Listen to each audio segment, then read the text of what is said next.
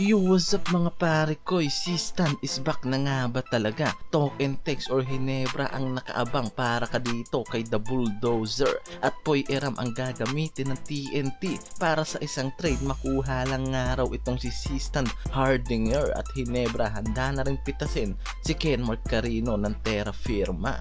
Tara't pag-usapan natin yan. Posible na nga raw kayang makabalik itong si Stan Hardinger ngayon after nga na magretiro ito dito sa Terra Firma team.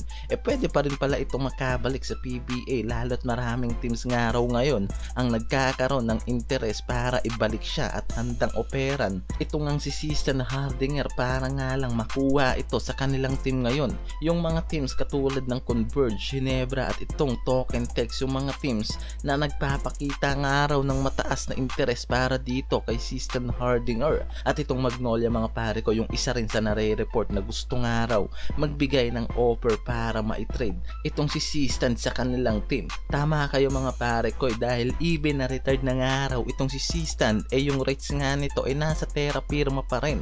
At yan yung dahilan kung bakit kailangan pa rin gumawa ng trade ang mga teams na interesado dito kay Stan Hardinger. At ayon dito sa Terra Firma na handa nilang pakawalan itong si Stan basta't may team na may magandang offer sa kanila ngayon. Pero itong Magnolia nga raw walang magandang trade na mga offer dito sa Terra Firma. Ganun din itong Talk and Text mga pare ko dahil yung gusto ng mga to i-offer itong si Mikey Williams at itong si Poy Eram.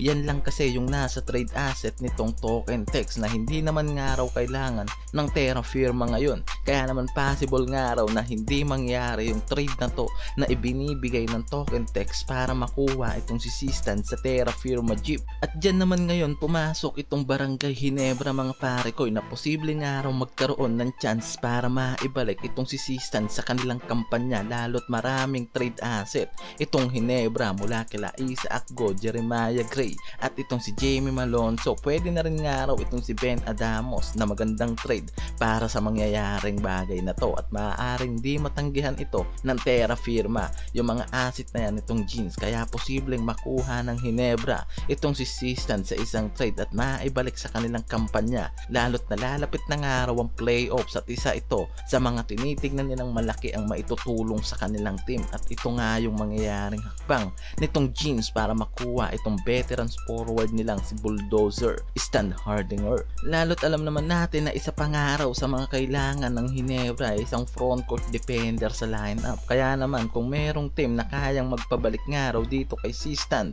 itong former team niya na Barangay Hinebra. At di lang yan mga pare ko dahil kung gagawa nga raw ng isang trade itong Jeans dito sa Terra Firma paniguradong hindi lang yan ang pipitasin nila dahil ngayon nare-report na rin yung interest nila na kuhain itong big man na si Ken Marcarino mga pare ko.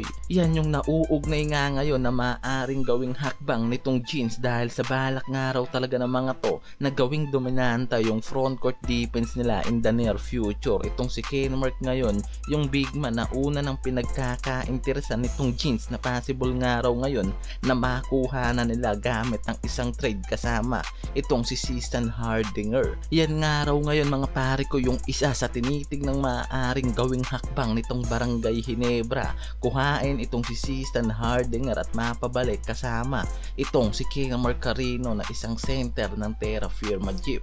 Yan yung maaaring magandang gawin ng Hinebra para sa isang trade dito sa Terra Firma Jeep ngayon.